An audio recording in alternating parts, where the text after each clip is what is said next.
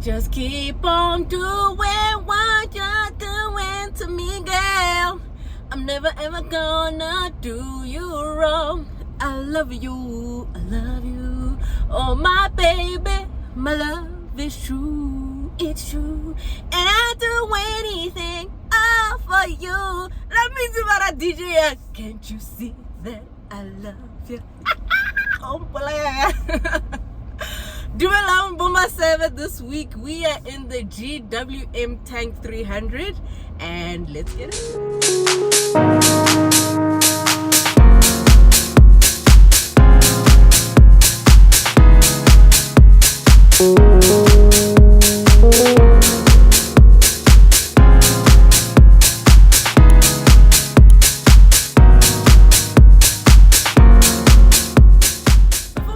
I wanted to let you guys know about the cars.coza app and website. So if you're looking for a GWM Tank 300, check on the cars.coza app and website. I've linked all the places you can get it below. It's available on Apple, Android, and the Huawei App Gallery. So yeah, if you're looking for a tanky tank that's very cute and orange, check out cars.coza. Secondly, before we continue, I need you guys to watch those ads. I'm gonna remind you every time. Indicator emudim. Yo. Lelebel in the ads. So before it's all up, you guys are gonna watch the ads. We are in agreement. Yo. Please watch the ads, guys. Let's get started with the exterior of the GWM tank. The GWM tank looks quite different actually, but to be honest, it doesn't look like the car I haven't seen before. I'm picking up a lot of design cues from older Range Rovers, from Jeeps, a bit of G-Wagon design elements that I think they just mashed up into here, just to give it a bit more modernized look. So I'm kind of picking up a lot of design elements on the exterior. You do have the large circular headlamps and the indicators go across them, which is quite cool. You have these large side mirrors that also fold, and you also have your indicator lights also on there. You have small fogs over there. You have this large black bumper and black cladding going all around the vehicle. You have side steps, you have roof rails, you have a large tire at the back. Even the door opens in a very rugged and old school way, similar to the way the Defender opened the door, you know, a very robust and a very nostalgic and a very retro kind of SUV or off-roader kind of vibe. And it's a very nice car actually on the exterior. I love this orange color that is finished in. It's actually quite cool. It's actually quite different, quite new, especially for a car of its caliber. And I like the fact that it sits on 18-inch tires or 18-inch wheels. I am a bit shocked that it sits on Michelin's. I would have expected a bit more off-road tires, but it's sitting on Michelin, so that's a bit new. But anyway, it's quite cool. You have the large tire at the back there. And I love all the black accents on this orange, so it's giving it a very nice feel, a very nice touch, a very nice cool. It's a mix between a modernized touch and a very old school car. So I think in terms of the exterior, I'm highly impressed. I think moving on to the interior, I think it's actually a very nice place to be in. They've used such amazing quality material, so I can't really fault them on that.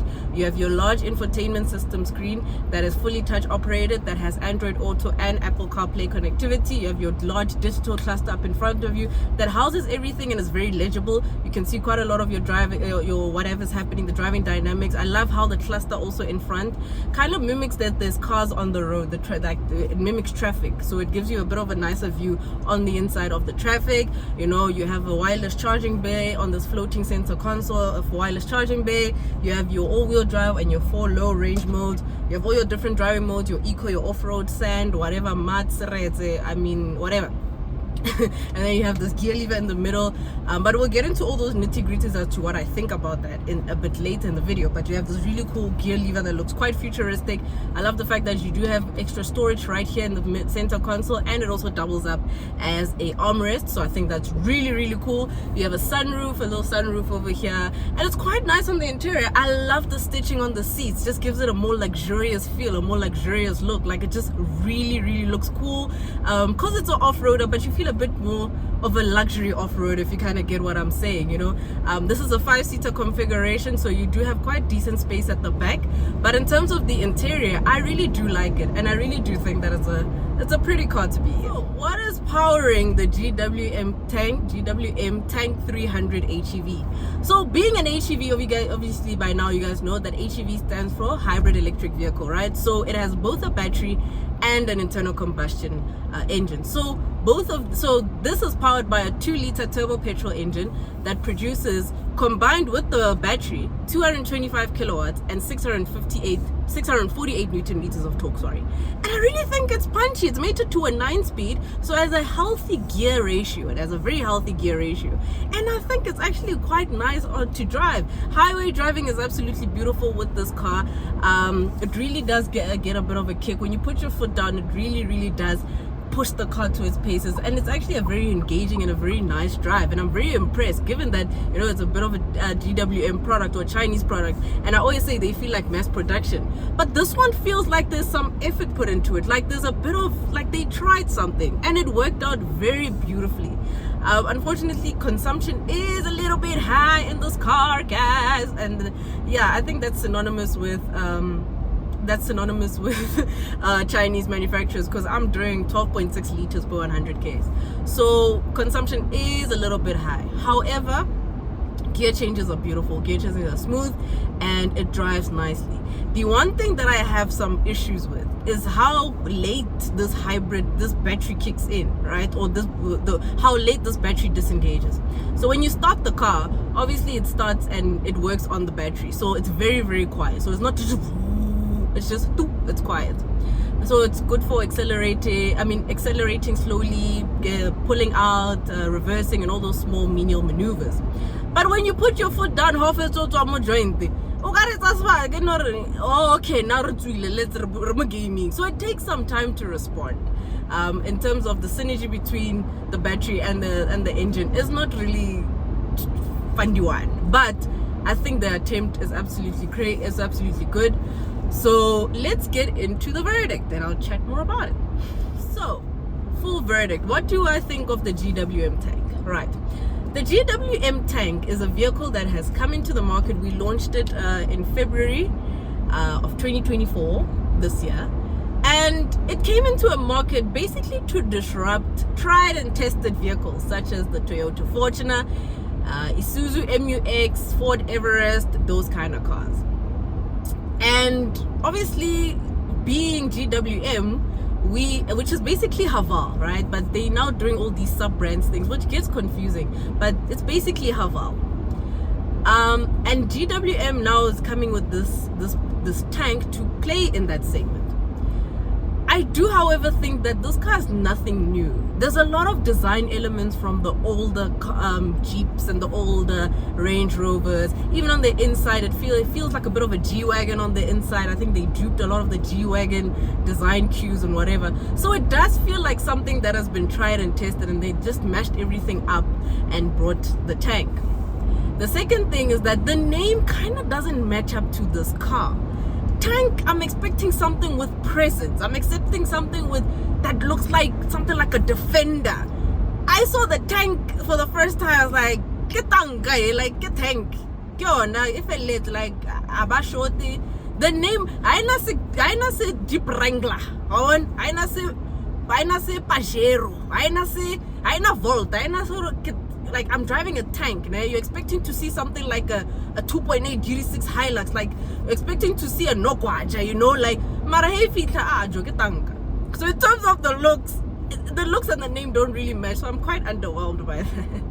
Because the nameplate is so rugged and so aggressive, but it just looks so cute for me. The other thing I also have a problem with is this sound system. So this sound system clearly has a mind of its own. When you take the volume up to full blast, on its own it just goes down, and then and then when you want it to go back up, you have to take the volume down, then it goes full blast, and then it goes down again. So I don't know how they did the controls of the sound system, because even on launch I experienced the same thing, which is a bit disappointing for me. The safety aids in this car are obviously very Chinese, and they'll obviously intercept your driving, but they aren't as bad as others. But this one is actually not too bad because it really does kind of alert you very nicely, you know, so it's not too jarring. The indicator is that soft touch indicator, so it's not that indicator that goes down or stays up. It just stays in the middle. So when you're done maneuvering, it still indicates, which I find to be like, Mzala, like now you are literally in traffic, something's going ping boom ping boom ping boom, and you have to now do it yourself, which is like, so hey, notwithstanding everything that I've mentioned, I think there is a lot to like about the GWM tank. It is a refreshing car compared to the ones that I've mentioned and the rivals that it's in. The rivals that it's in obviously have a bit of a competitive knack over this car because most of those three are 7-seater vehicles and this is a 5-seater. So it the tank might be at a disadvantage in that segment. The pricing also might let it a bit down because this is 851,000 Rand 950. So it is a lot of money. And I think a lot of South Africans weren't expecting a Chinese product to breach the 700,000 Rand mark.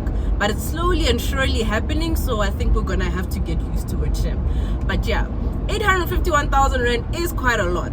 But if we put it into perspective, fully spec'd Fortuner, fully spec'd Everest are already north of $1 million. So this is kind of undercutting them decently. This car is actually quite charming to be in. It drives nicely. You'll enjoy it on a daily. It's not too clunky. However, I do feel like it leans a bit on its door handle. So I think it's a bit high up and heavy. So when you turn, so like it just like feels a bit blobby, you know, it just lean on itself a bit. But it's just small things. And I think it's just small refining things, small teething problems that they just need to fix. But I think for a Chinese product, I'm very impressed. It does not feel really too mass production-y. It feels like it has a personality. It feels like it wants to be something. It feels like it has an identity. It's a car that really, I think, would make a good offering, you know, for anyone who's looking into it. It will be hard to sway people into another stable, but I do think that GWM might have a fighting chance with the tank. So for me, ultimately, I think I'll have to give the tank a really good 7 out of 10. I think it's fine, man. For a car on its own and the segment it's trying to play in, this is an absolutely great first attempt. I really can't even say that they flopped or whatever. They tried their utmost best.